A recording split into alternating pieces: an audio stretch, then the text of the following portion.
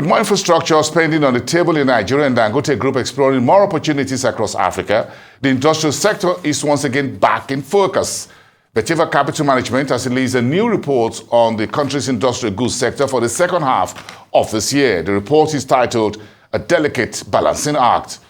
I'm joined now in the studio by Abigail Alabi, the Sub-Saharan Africa Industrial Goods Analyst with Vetiva Capital Management. Good morning. Good to have you here. Good morning. I like the consumer goods. The industrial goods. That's where the rubber meets the road, in the manner of speaking. Yes. So let's get it. Before we get into that, how did the sector perform in the first half of the year? So in the first half of the year, we saw a mixed performance. It's a known fact that in the first half of the year, it was dominated by economic challenges. We saw high inflation, currency depreciation, and we also saw a reduction in government spending, which affected the construction sector.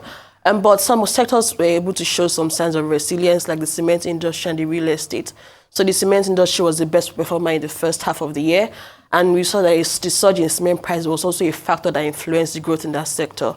And for the real estate sector, we also saw that private sector activity, driven by demand for affordable housing units, was also a contributor to the growth we saw in that sector. So basically, the construction sector was on a decline, where we saw the real estate and cement sector stand out as one of the best performers in that sector in the first half of the year. So investors, in terms of prices of these industrial goods, it was a good first half. For cement prices, it was a really tough. It was interesting to observe. Lafarge, for Lafarge, Bois, and Dangote Cement, it was a good yes. one. It was a good run for them in the first half of the year. We saw that their first quarter results was really impressive. Top line was also very good, and that also spurred the investors to take position in these stocks that were fundamentally strong. And we had the likes of Lafarge, Dangote Cement, and also Bois that you mentioned. So what happens to the decline about 2.14% in terms of construction sector? The construction sector or the public sector has been a very crucial contributor to the construction industry. And as you said, we saw a decline of about 2.14% in the first quarter of the year. And also, using one of the major construction giants as a proxy, the revenue from the public sector, which accounts for about 85% of revenue, declined by about 3% in Q1. So you can see that this is in line with what happened in the construction sector in the first quarter of the year. And this is also attributed to budget constraints. For the 2024 budget, we saw that a significant amount was earmarked for infrastructure projects. And as a result, we saw domestic fiscal pressures also happen in the first half of the year. And that also constrains government spending in infrastructure projects. And also, as a result, so that also affects the delivery of most of these infrastructure projects. We saw delays.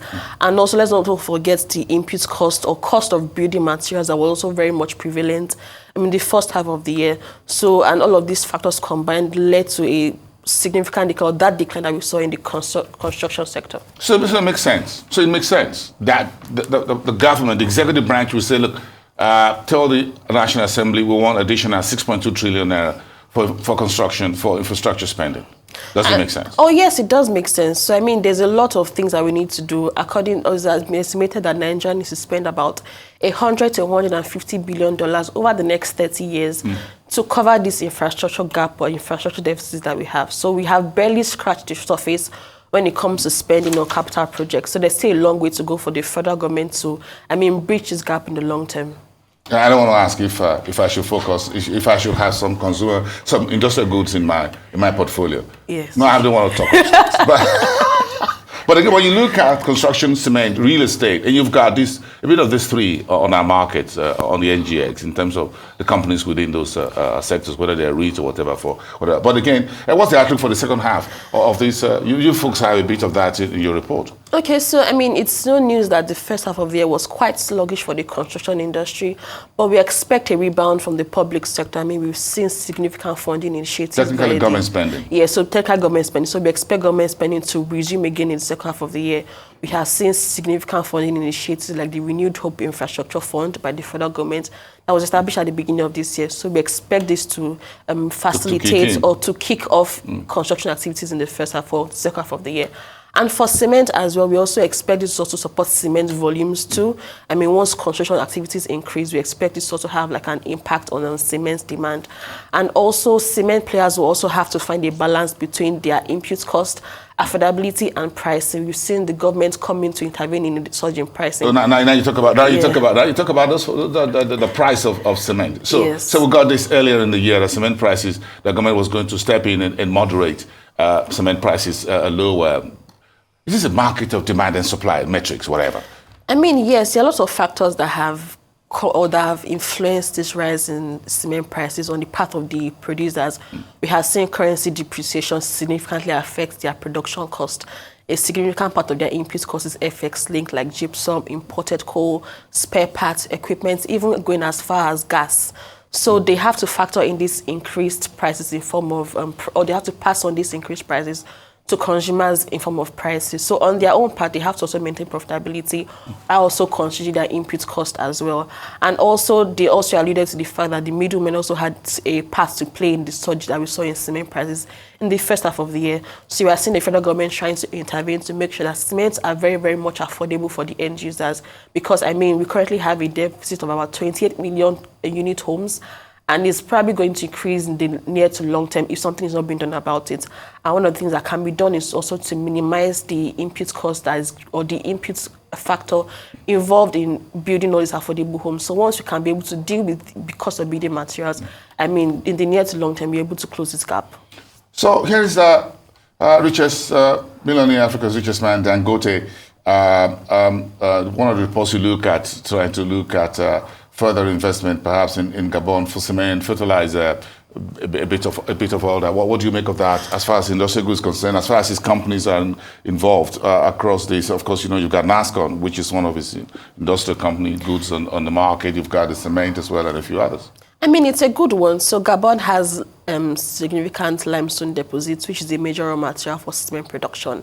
And also, they also have like an advantage in the fertilizer industry as well. They have a substantial amount of phosphate deposits, which is also a very, very crucial part of, crucial ingredient for fertilizer production. So, and again, Gabon is also trying to reduce its reliance on oil and gas, and also trying to move towards industrialization and also infrastructure development, which is ultimately going to drive cement demand. So ultimately, it's a good investment, or it's a good potential investment for Dangote, and also in the area of fertilizer and also cement. We are also going to see probably NASCON also come into the market, or Dangote extend its reach in the fertilizer area through maybe NASCON, or hopefully we'll most likely see like a lot of potential investment for Dangote Cement in Gabon market. 10 seconds, Abigail. Interest rate hike yesterday, 50 basis points, 26.75%.